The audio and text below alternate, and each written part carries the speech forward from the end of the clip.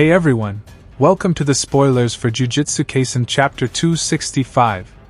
Before we dive in, make sure to hit that subscribe button. This chapter is full of plot twists, focusing on Yuji and Sukuna in Yuji's domain. And sadly there is another break next week, but not from Gij, it's from the magazine, because of a holiday week in Japan. So, let's not waste any more time and get right into it.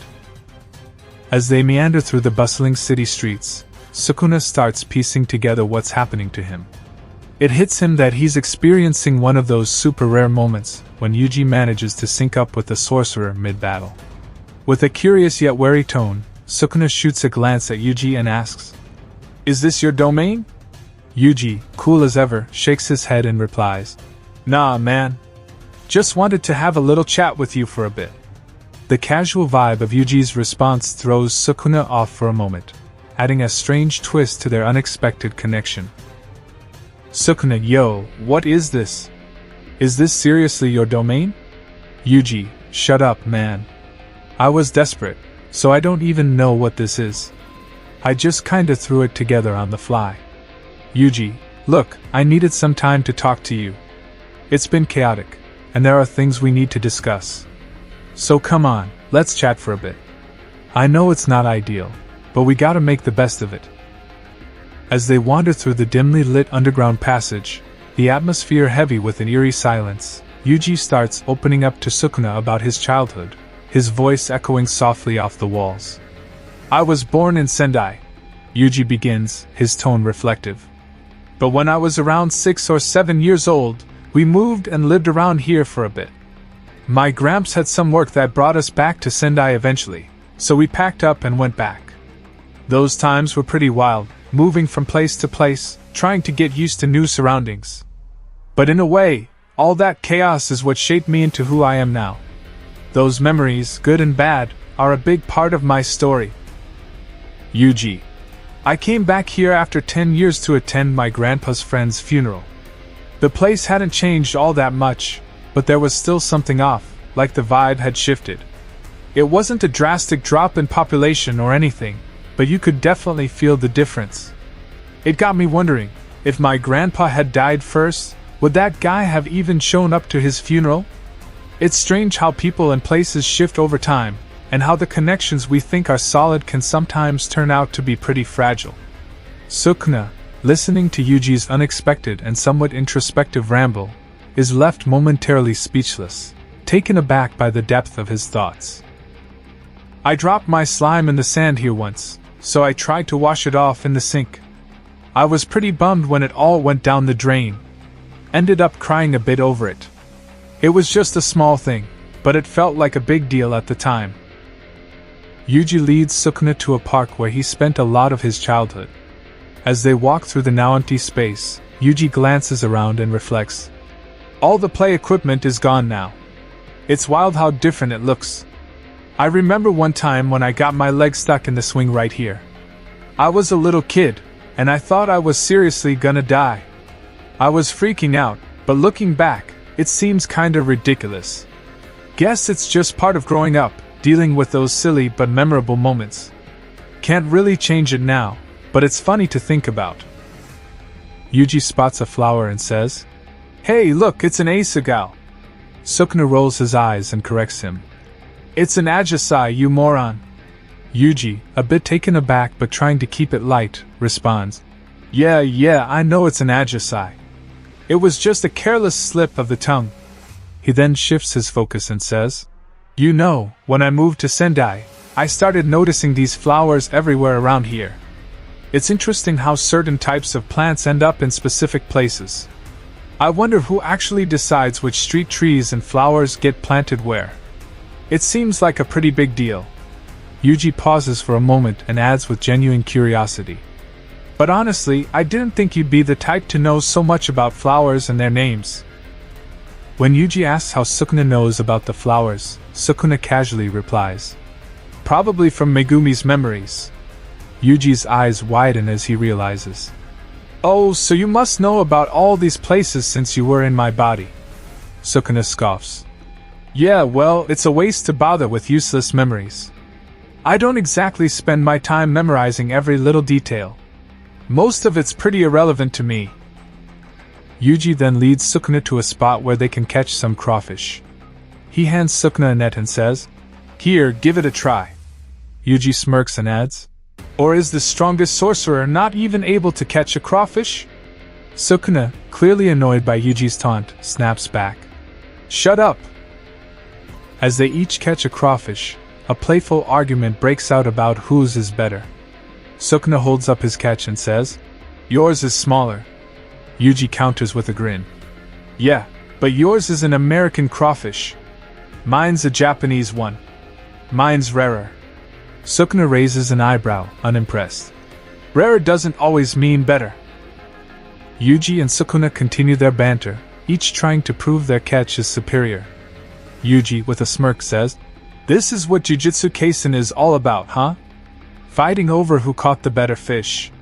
Sukuna, not backing down, retorts, "Yeah, well, it's not exactly the grand showdown you'd expect, but it's a damn fine way to pass the time."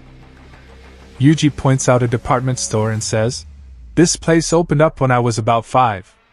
It drove all the independent stores out of business. I was pretty sad when the shopping district went under, but I can't stay mad because there's a movie theater right above this place." Yuji continues, "It's a pretty gray countryside overall, but if you venture a bit away from the city, you'll find lots of green. So don't worry about it." Sukuna, not impressed, responds, "I wasn't worried about anything from the start." Yuji takes Sukuna to a wide open field and says, "Look at this. It's just like everyone says, green as far as the eyes can see." He continues, "I used to catch locusts in these rice fields as much as I could, but I haven't seen many around lately. Do you think the pesticides have evolved or something?" Yuji reminisces, "The ice cream here was so good.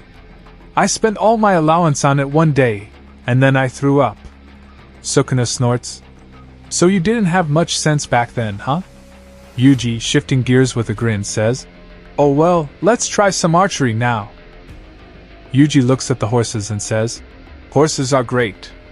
No matter how many times I see them, their heads always seem bigger than I remember." He continues, "My gramps used to take me to this farm from time to time. Looking back, it's clear he did so much for me, like he was really my parent. It means a lot when I think about it now." Yuji and Sukuna then start playing archery. Sukuna nails a perfect 10 on his first shot. Yuji, impressed, says, "Damn, you're really not cute at all." Sukuna smirks and replies, "Of course I'm more experienced than you." Yuji nods, realizing, "Well, that makes sense. I guess you come from an era when archery was more common." As it begins to snow, Yuji turns to Sukuna and reminisces. "You know, back when it used to snow like this, I used to shovel the driveway every morning. It was a real hassle, but I loved drinking hot milk tea afterward. It was the best way to warm up and start the day." Yuji shares a memory, saying, "One Christmas Eve, I heard the sound of bells at night and was convinced Santa Claus was real. I was so excited. But then I found out it was just the sound of chains on a car. It was a bit of a letdown, but it was funny looking back." Sukuna, clearly fed up with Yuji's rambling, cuts in, "Hey, get to the point already." Yuji sighs and responds, "Fine. I think I've already shown you everything I wanted to." Sukuna looks around and says, "It's all messy and disgusting. What are you trying to say?" Yuji hesitates for a moment and says, Yuji reflects, "I used to think that understanding and fulfilling my role was the whole point of living." He continues, "I believe that if I died while fulfilling that role, I could truly say I died the right way." Yuji then adds, "But now, I feel a bit differently about it. I'm not sure if it's just about that anymore." Yuji continues, "Your role can be anything, like walking the dog or nurturing your family." He adds, "Even if you don't have those kinds of roles, if you just eat, take a shit, and sleep, or if you're bedridden with an illness, not connecting with anyone and leaving nothing behind, it's still part of living."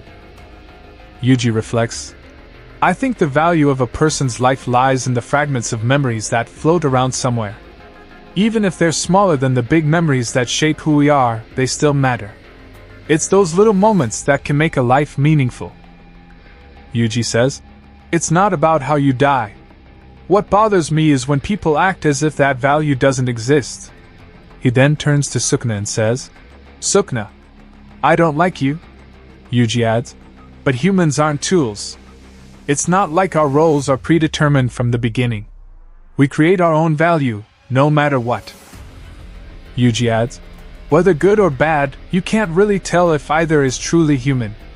It's not about fitting into a mold, it's about what we do and how we live." Yuji says, "I might be the one that's wrong."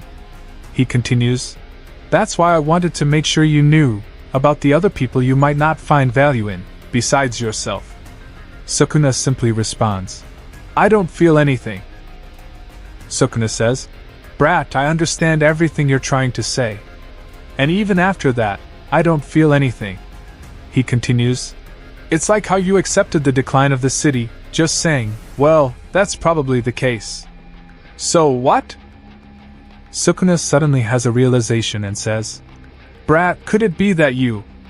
He then asks, "Are you pitying me?" Sukuna looks at Yuji and adds, "Are you trying to show me sympathy?" As he asks, the scene shifts to a statue of Buddha, emphasizing the gravity of his question. Yuji's expression shifts to one of intense resolve as he says, "That's right, Sukuna. I have the power to end you. If you release Fushiguro and come back to me, I'll reconsider sparing you." Sukuna, visibly enraged by Yuji's threat, responds, "It looks like you're misunderstanding things. I'm not just going to deal with you. I'll make sure everyone you care about faces consequences if you push me further." So guys, that was the video. See you in next one. Have a great day.